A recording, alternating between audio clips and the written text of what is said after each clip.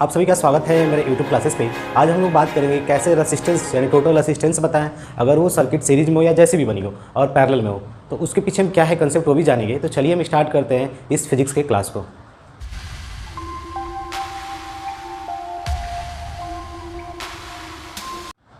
देखिए रेसिस्टेंस क्या होता है। रेसिस्टेंस हर एक जैसे कि बल्ब है, बल्ब में मिलेगा, फैन में, ठीक है। ये करंट के फ्लो में हिंड्रेंस यानी रुकावट देता है, ठीक है, जिसको हम आर के सिंबल से लिखते हैं, ठीक है। ये बेसिक चीज़ आप जानो। रेसिस्टेंस इसका यूनिट क्या होता है, ओम होता है, ओम, ठीक है। इतनी बातें क्लियर। अब जब ये रेसिस्टेंस जैसे मान लो आपसे बोल दे कि दो बल्ब है, एक बल्ब का ये रेसिस्टेंस, फिर एक बल्ब ये रहा, ठीक है, और उसको हमने किसी बैटरी से या मान लो सप्लाई से कनेक्ट कर दिया, ठीक है, तो बैटरी का वोल्टेज भी होता है। अब बैटरी के बोल्ट से क्या सेंस है कि बैटरी का बोल्ट ये बताता है कि वो कितने अमाउंट्स में एनर्जी लेकर एक इलेक्ट्रॉन को आगे की तरफ ढकेल रहा है, ठीक है। ये जस्ट आप बोल्ट का सेंस यही है कि एक तरह से ये प्रेशर है, ये प्रेशर क्रिएट करता है कि इलेक्ट्रॉन यहाँ से भागे, तो हम एनर्जी भी बोल सकते हैं। जस्ट ये पुशअप करता है, ठीक है, बात क्लियर। यहाँ पर अगर रेसिस्टेंस अगर आपका 5 ओम है और यहाँ पर 10 ओम है तो आपसे पूछ रहा है कि टोटल रेसिस्टेंस क्या होगा। तो सबसे पहले हमें ये पहचानना होता है कि ये जो सर्किट है क्या ये जो रेसिस्टेंस लगे हुए सीरीज में है कि नहीं, ठीक है। अगली बार मान लो ऐसे क्वेश्चन हो गया कि एक बल्ब यहाँ पर है और एक बल्ब यहाँ पर है और इसको हमने बैटरी से कनेक्ट कर दिया। बैटरी मतलब पावर सप्लाई जो कि एनर्जी दे रहा है, उस एनर्जी से ये क्या होगा, चलेगा, ठीक है भाई। कुछ ना कुछ तो एनर्जी है, इलेक्ट्रॉन को पुशअप करने वाला है, ठीक है। तो देखिए ये 5 ओम है, ये 10 ओम है, तो यहाँ पर आप सबसे पहले एक वर्ड होता है सीरीज, सीरीज कॉम्बिनेशन, और एक होता है पैरेलल कॉम्बिनेशन, ठीक है, parallel combination, okay. Series combination और पैरेलल, तो इसकी पहचान हमें करनी होती है। सीरीज मतलब एकदम सीधे, ठीक है। अगर सीरीज की बात करूँ तो अगर आप पहले के समय जो इलेक्ट्रॉनिक डिवाइस होते थे जैसे कि झालर, हम लोग घर के आगे अपने झालर बनाकर टांगते थे, ठीक है, इलेक्ट्रिक डिवाइस, तो उसमें क्या होता था कि एक बार मैंने स्विच ऑन किया तो सभी बल्ब एक साथ बढ़ जाते थे, और स्विच जैसे ही बंद किया तो सभी बल्ब एक साथ बंद हो जाते हैं। लेकिन अब इस समय नहीं है। अगर हम अपने घर की बात करें तो इस समय जो भी हमारे घर में पावर सप्लाई आता है वो पावर सप्लाई आता है, ठीक है, लेकिन जो भी हमारे डिवाइस है जैसे फैन के लिए अलग स्विच लगा दिया, बल्ब के लिए अलग स्विच लगा दिया, तो ये सब पैरेलल कॉम्बिनेशन है। तो पैरेलल कॉम्बिनेशन में सबके लिए आप अलग अलग स्विच दे सकते हो, लेकिन सीरीज कॉम्बिनेशन में क्या होता है, सबके लिए एक ही स्विच होगा। एक बार आपने ऑन किया तो सभी ऑन हो जाएगा, अगर एक बीच में फॉल्ट होता है तो काम खत्म है, यानी उसका बरना जलना बंद हो गया, ठीक है। तो ये देखिए पहले हम सीरीज कॉम्बिनेशन पहचानेंगे। देखिए तो सीरीज कॉम्बिनेशन पहचाने का एक ही तरीका है, ये सिंपली आपका एक वायर है, वायर है तभी तो इलेक्ट्रॉन जाएगा, ये करंट फ्लो करेगा। तो यहाँ से मान लो करंट आई निकला, आई मतलब सिंबल है करंट का, ये करंट निकला तो करंट यहाँ पे कुछ आएगा, मान लो 10 एम्पियर आया, ठीक है, 10 एम्पियर करंट निकल रहा था, तो ये करंट इसमें भी जाएगा, फिर यही करंट इसमें चला जाएगा, यानी 10 एम्पियर इसमें भी आया, 10 एम्पियर इसमें भी आया। तो जब करंट ना बटे, करंट का वैल्यू सेम रहे किसी भी रजिस्टर में, तो सब रजिस्टर किस में होंगे, सीरीज में। यानी यहाँ पे जितना एम्पियर था वही एम्पियर यहाँ पर है। दैट मीन्स जो ये रजिस्टर्स हैं वो सीरीज में लगे हुए हैं। किस में लगे हुए हैं, सीरीज में। तो आपने इतनी बात समझा। तो सीरीज रेसिस्टेंस ऐसे हो गया, मान लो ऐसे खूब दे सकता है, एक दो बल्ब फिर तीसरा बल्ब ऐसे करके, ये रेसिस्टेंस है, ये भी रेसिस्टेंस है, ठीक है, R1 R2 R3, ठीक है। यहाँ से आपने कोई सप्लाई दे दिया, बातें क्लियर, ठीक है। तो पूछ सकता है इन तीनों का रेसिस्टेंस बताओ, टोटल रेसिस्टेंस क्या होगा, ठीक है। तो जब भी सीरीज में होता है ना तब टोटल रेसिस्टेंस की वैल्यू होती है सम ऑफ ऑल द रेसिस्टेंस, यानी जितने रेसिस्टेंस उनको जोड़ लो, R1 + R2 + R3, that is a total resistance, okay. यहाँ पर क्या हो गया, टोटल रेसिस्टेंस हो गया। अब यहाँ तक तो बातें क्लियर हो गई कि टोटल रेसिस्टेंस आ गया, लेकिन ये टोटल रेसिस्टेंस का फार्मूला कैसे क्रिएट हुआ, ठीक है। जब भी आप किसी पावर सप्लाई से किसी बल्ब या रजिस्टर में करंट भेजते हो, जैसे मान लो ये वोल्टेज है, ठीक है, तो ऐसे करंट तो जा रहा है, आई करके करंट, ठीक है, ये एक प्लस टर्मिनल होता है, एक माइनस होता है, ठीक है। तो जैसे ही करंट आगे की तरफ बढ़ रहा है, ठीक है, तो करंट जैसे ही आगे की तरफ बढ़ रहा है तो जो ये करंट है ना, इस करंट सब में सेम होगा, इसमें भी आई, इसमें भी आई, इसमें भी आई, ठीक है, ओके। लेकिन जो वोल्टेज होता है ना, इसका जो वोल्टेज होगा वो वोल्टेज चेंज हो जाएगा। कैसे चेंज होगा, अब ध्यान से देखो, जो इसका वोल्टेज होगा, वोल्टेज का फार्मूला क्या होता है, V = I × R1, V = I × R1। ये पहले बल्ब के लिए है, जो भी चीज़ पहला आपका डिवाइस है, क्योंकि बल्ब में भी रेसिस्टेंस है भाई, करंट के फ्लो में रुकावट होता है, तार में भी रेसिस्टेंस है, ठीक है, हर एक तार का अपना रेसिस्टेंस होता है। अब इसकी मैं वोल्टेज की बात करूँ तो इसका वोल्टेज क्या होगा, V2 = I, करंट तो जा रहा है लेकिन रेसिस्टेंस क्या है, R2 है। फिर मैं इसके वोल्टेज की बात करूँ तो इसका वोल्टेज क्या होगा, V3 I, करंट तो जा रहा है लेकिन रेसिस्टेंस इसका क्या है, R3। तो आप देखते हो कि जो सीरीज कॉम्बिनेशन है, इस सीरीज कॉम्बिनेशन में जो रेसिस्टेंस है वो आप अलग अलग रेसिस्टेंस लो चाहे सेम लो, करंट तो उसमें सेम जाना है, लेकिन वोल्टेज उनका क्या होगा, अलग होगा। इसका V1 होगा, इसका V2, इसका V3, ये वोल्टेज सेम भी हो सकता है। कोई बोल दे कि अगर 3 रजिस्टर्स हैं, तीनों का रेसिस्टेंस सेम है और सीरीज में जोड़े गए हैं तो उनका वोल्टेज क्या होगा, यानी वोल्टेज ड्रॉप, यानी यहाँ से यहाँ तक वोल्टेज कितना उन्होंने ले लिया तो सेम होगा, तीनों का सेम होगा, ठीक है।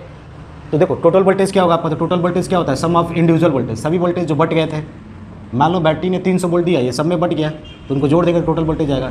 अब देखो ये टोटल वोल्टेज क्या बताएगा कि total resistance total resistance of device into current, current मतलब तो करंट यहाँ पर सेम ही रहेगा क्योंकि शुरू में जितना करंट जाएगा वो सब में जाएगा, ठीक है।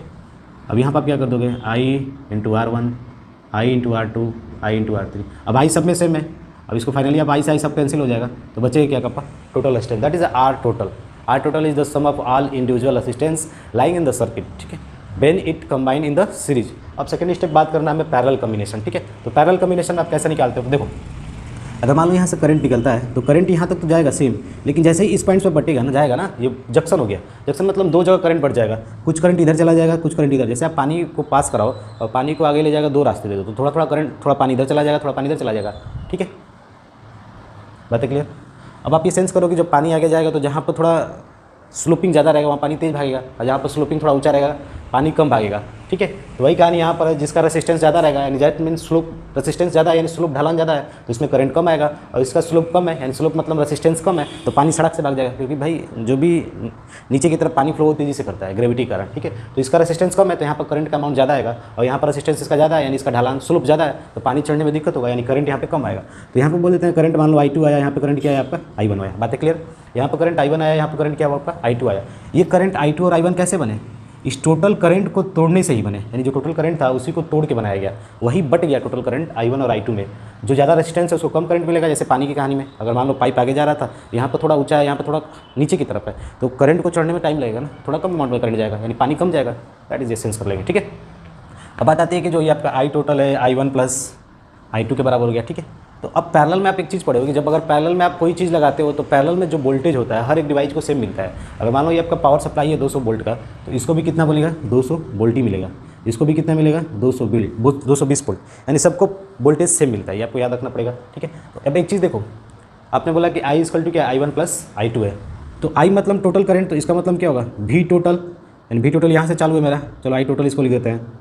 I total equal to V total upon resistance total, यानी टोटल रेसिस्टेंस। अब ये किसके बराबर है? I1, तो I1 की वैल्यू का मतलब है आपका V, इसका वोल्टेज तो इसका भी वोल्टेज सेम ही होगा, क्योंकि V टोटल अपन R1, रेसिस्टेंस मान लो इसका R1 है, इसका रेजिस्टेंस आप क्या बोल सकते हो? R1 है मान लो, suppose that is resistance R1, इसका R2 रेजिस्टेंस, तो इसका भी वोल्टेज सेम रहेगा बाई R2। अब दोनों में भी कॉमन है, कैंसिल कर दोगे तो फाइनली क्या होगा? 1/R टोटल इसका 1/R1 प्लस 1/R2। ये क्या आ गया आपका?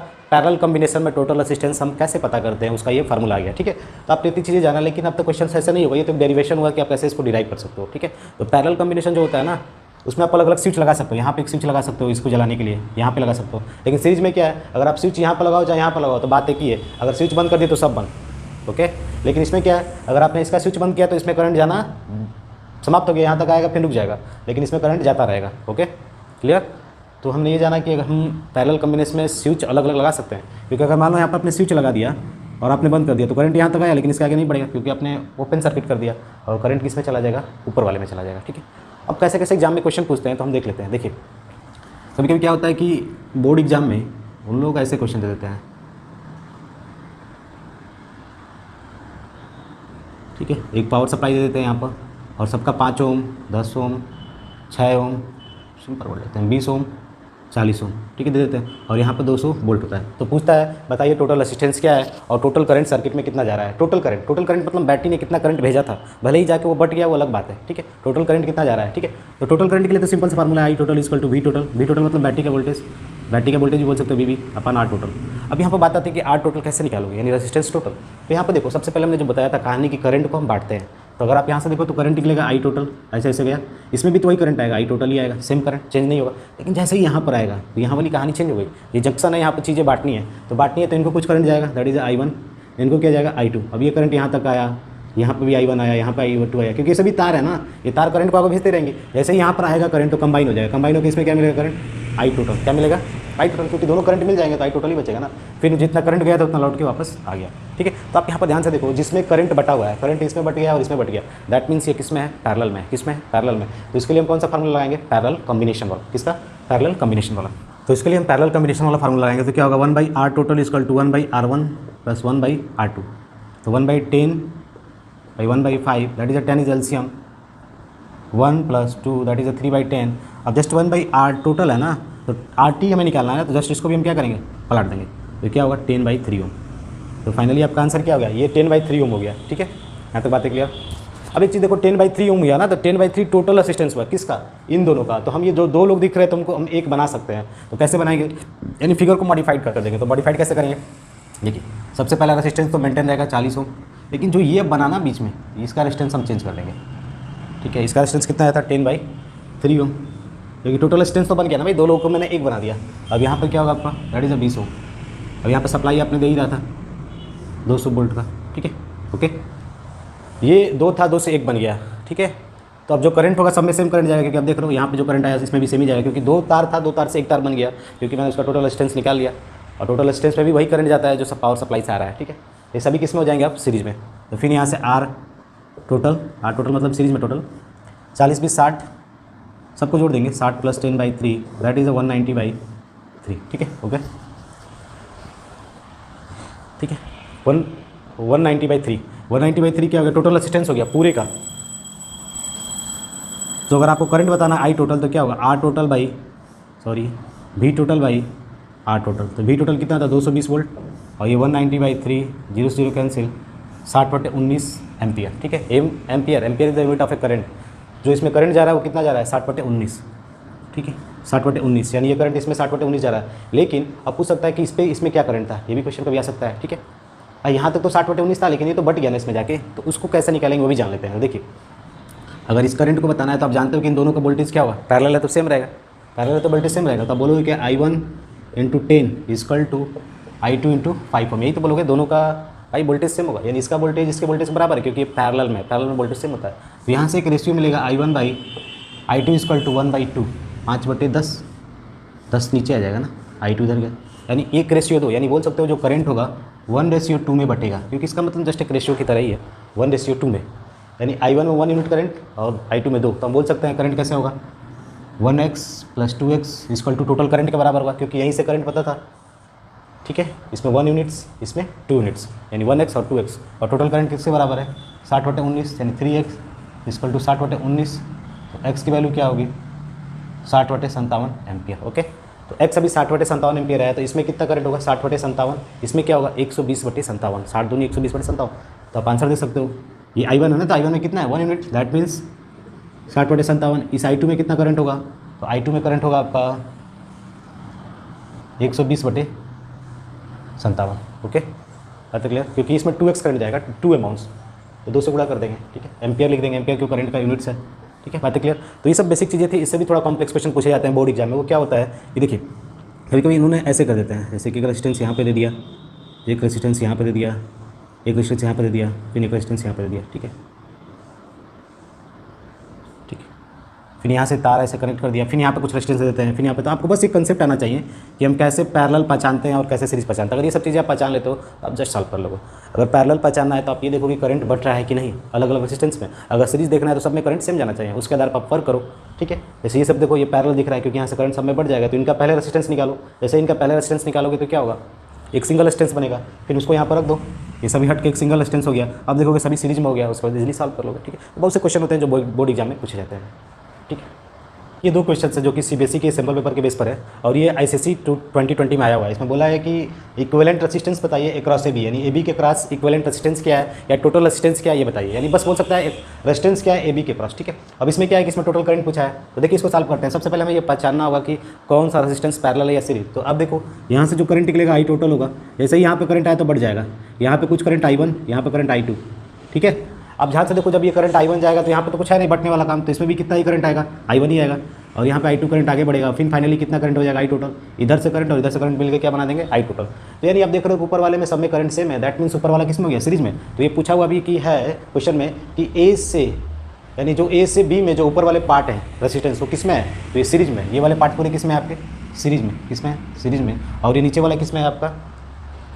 तो जब ये सीरीज में है तो सीरीज में हो गया, तो सिंपल एक बन जाएगा ऐसे, जब उनका रेजिस्टेंस निकालोगे तो एक बनेगा ऐसे, और नीचे ये 30 ओम होगा ही। ठीक है, वैसे करंट जाता ही रहेगा। ठीक है, ऐसे बन जाएगा 220 वोल्ट, और इनको जोड़ लो कितना है 10 20 30 ओम, क्योंकि इनको सीरीज में जब साफ कर लोगे तो 30 ओम होगा। 30 ओम में कितना करंट जाएगा I1 जाएगा, और इसमें कितना करंट जाएगा, नीचे भी 30 ओम है। ठीक है, तो इसमें I2 करंट जाएगा। तो ये कब बना, ये दोनों को सॉल्व करने पर बना, तो ये इससे अब क्या हो जाएगा पैरेलल हो जाएगा, क्या हो जाएगा पैरेलल। ठीक है, इसमें करंट कुछ अलग है, इसमें करंट कुछ अलग है। ठीक है, I1 I2। ओके, तो अब ध्यान से देखो, अब जब इनको सॉल्व करेंगे तो पैरेलल है, तो पैरेलल में क्या होगा 1/30 आर टोटल के लिए 1/30 that is 30 that is 2 1/r total के लिए। तो आर टोटल क्या होगा 15 ओम, क्या होगा 15। ठीक है, तो आर टोटल कितना हो गया 15 ओम। तो जब ये 15 ओम हो गया तो हमें करंट ही बताना ना, तो करंट का मतलब क्या होगा टोटल वोल्टेज यानी 200/r मतलब रेजिस्टेंस। जब हम इनको फाइनली सॉल्व करेंगे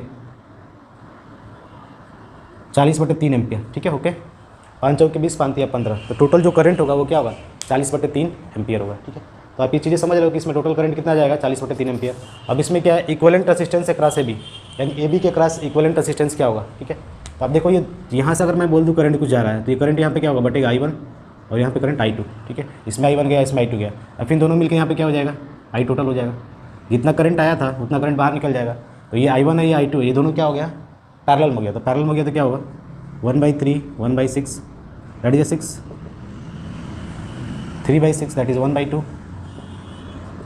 तो R टोटल कितना होगा 2, क्योंकि इन दोनों को सॉल्व करोगे तो 2 में आएगा, क्योंकि पैरेलल में भाई करंट बढ़ गया ना।